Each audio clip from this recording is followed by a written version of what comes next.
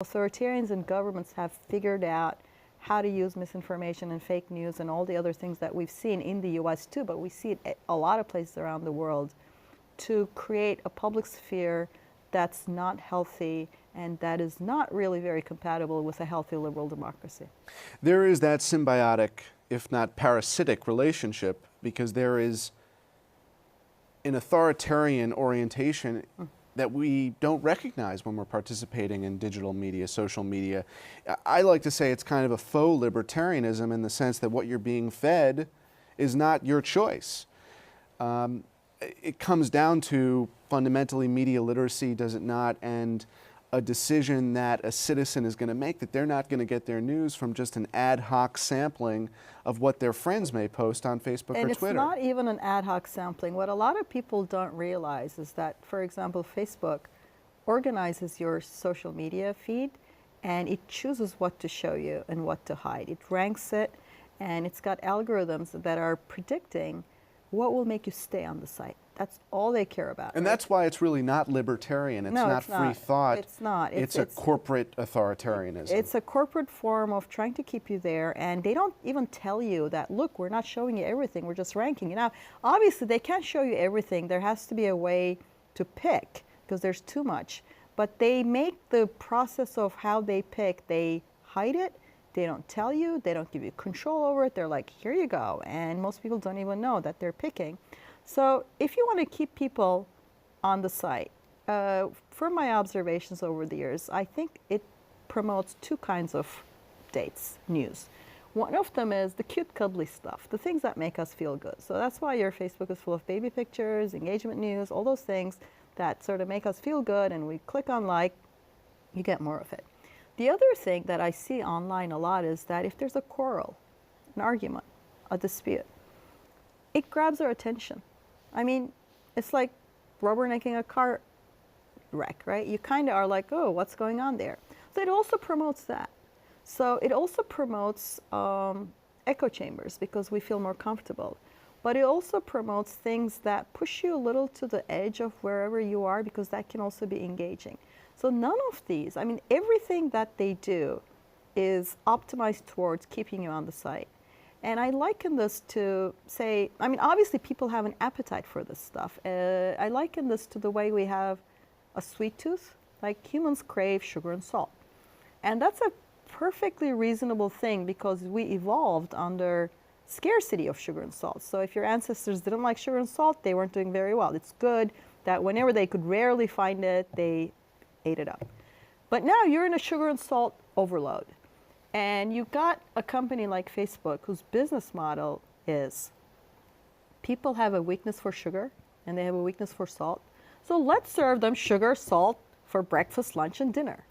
And when people do eat it, because there is already demand for it, you just throw up your hands and say, oh, you know what? That's what people want. Well, you're designing their choice architecture to their most vulnerable thing that is a very instant thing. You're just sort of like what people want right at that moment to click. And the real consideration is, well, maybe ask me what I want, right? What I want when I wake up in the morning, when I wake up, when I have time to reflect, and when I say, I don't want just sugar and salt for breakfast, lunch, and dinner. Here are the choices I would like to make. Do not just constantly tempt me with things that aren't necessarily good for me. And the same thing with news and the same thing with public sphere. If it were healthier, there'd be a way of, instead of just trying to tempt people instantaneously to click, click, click, and to stay on site, we would ask people, what do you think is a healthy diet for you? What do you think is a healthy information diet for you? And I would say, personally, show me some views I disagree with. Show me credible news. Show me updates from friends that may or may not be in my same political view.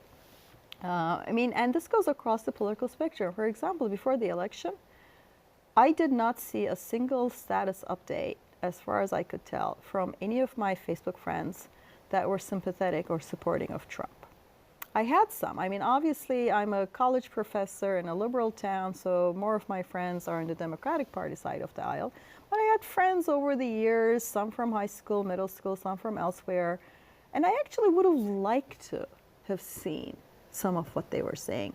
I would have liked to have seen more of, say, credible news. I would like to have seen more of different points of view. I don't mean just show me everything, but I have no choice. When I go online, Facebook's like, I think this is what's going to keep you on the site. Let me give you more of what I think will engage you. And I don't think that's very healthy for our public sphere. I can hear our mutual friend Astra Taylor, who talks about the spinach of our cultural diet. Yeah. But fundamentally, I wanted to get at this question in the American context now. It is pretty clear that not a sufficient number of Americans are concerned with the theft of information online. This goes beyond privacy concerns.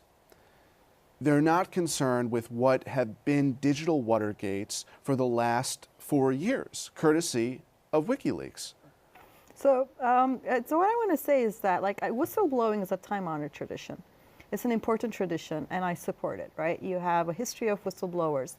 But what we've seen in the past election cycle, I argued, wasn't whistleblowing, because what you saw was the Democratic Party infrastructure up and down the ballot. It wasn't just the DNC, it wasn't just Hillary Clinton's campaign manager. Even local races, the Democratic candidates were hacked, their information stolen. And for example, if they spent a lot of money conducting polls and sort of doing strategy, the information was handed over to their opponents. This is political sabotage. I mean, it's not whistleblowing to steal people's internal polls that they paid a lot of money to and to steal their strategy documents. And you unilaterally give it to the other political side in the hopes of sabotaging them. So, but I'm saying that there's a difference in mindset. You go back and watch All the President's Men or read the transcripts of Republican press conferences and the RNC's initial reaction to what they called a disgraceful or despicable act. And yet in this country, we had a president who said, Russia, find those 30,000 emails. So it is part what you're describing. The popular culture has hijacked this, and hopefully we can rescue back certain democratic norms that are not guaranteed anymore in this country. But it's also the reality. These are digital Watergates. Right. So the thing is, I think stealing information and just sort of dumping it all online like that is not, as I said, I don't think it's whistleblowing, and I don't think it's healthy. What are some corrective measures, if any, And I now? think I have to say, you know, the social media side was very important because there was a lot of things that went viral that was misinformation based on WikiLeaks hacks.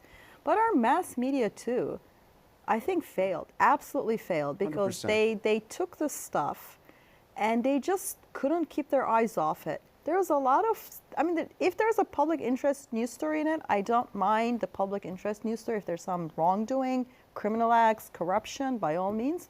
But they got obsessed with the gossipy side that was exposed, right? Because whenever you have a campaign's email, they're going to be talking about reporters. And I watched as reporters were constantly Googling themselves on the site and saying, did they mention me? And they were talking about it. And I saw, for example, Washington Post front page had a story in October of 2016. We're talking like a month before a crucial election. And their front page was, about a year and a half ago, according to WikiLeaks stolen emails, some Huffington Post blogger had emailed John Podesta something about Bernie Sanders. I mean, there was literally no news value to it. It wasn't relevant to the thing. It wasn't even something the Clinton campaign did. Somebody had emailed it to them. But because it was gossipy and it fed the Sanders-Clinton thing that got clicks, they were discussing that a month before the election. And I don't mean to say, why didn't they go light on Hillary Clinton? They should have been tough on her, but in ways that were credible and fair. And they should have been tough on candidate Trump. So instead of covering gossip from stolen documents, they should have covered, say, the conflict of interest according to the, you know, the business versus the presidency.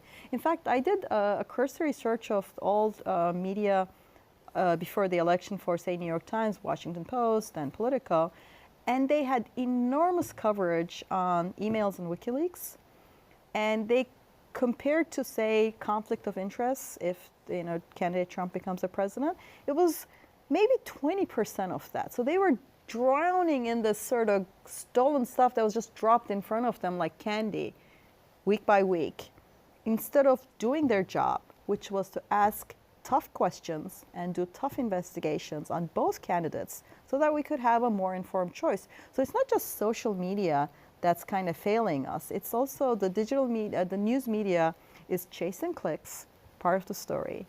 And also 90% of ad money goes now to Facebook and Google, which means that local news is decimated. So you have a lot of local corruption that's no longer being covered. So we're kind of drowning in information. If you have all the time in the world to seek it out, it's kind of there.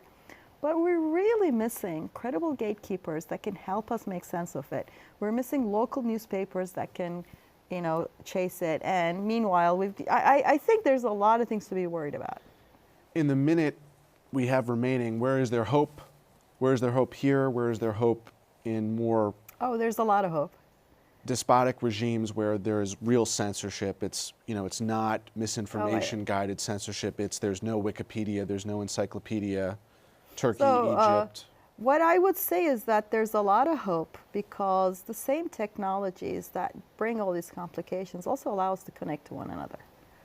And I think, you know, we don't have to surrender to the few big companies that have these business models. I don't think we've explored all the positive things that can be done with this connectivity. And that's why, again, you know, the power and fragility. That's why my book has Twitter and tear gas, but it has both the positive sides. Because I'm not a curmudgeon. I'm for using the technology for the things it's really good for.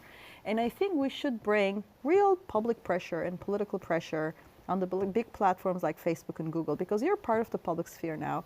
And, you know, you're almost $500 billion in market cap. You can do better. We should hold them to higher standards the way we hold media to higher standards. We try at least. We should hold ourselves to higher standards. We should fund and develop new tools to help us make sense of it. We should find new business models to support real journalism. We should engage our institutions. I mean, it's the kind of world now that if you don't engage politically, if you don't engage your news media, if you don't engage the big platforms, Silicon Valley, they just run and do what they want. And that's not healthy. I think we need to use these digital technologies to connect to one another, to seek healthier ways of organizing our public sphere, organizing how we get information and how we hold movements and how we go forward. Well, whether it's your New York Times column, Zeynep, or Twitter and tear gas, you're importing those values to your Twitter handle and your Facebook presence. That's so important. Thank you so much. Thank you for the kind words. Thank you. And thanks to you in the audience. I hope you join us again next time for a thoughtful excursion into the world of ideas. Until then, keep an open mind. Please visit the Open Mind website at 13.org/openmind to view this program online or to access over 1,500 other interviews. And do check us out on Twitter and Facebook at Open Mind TV for updates on future programming.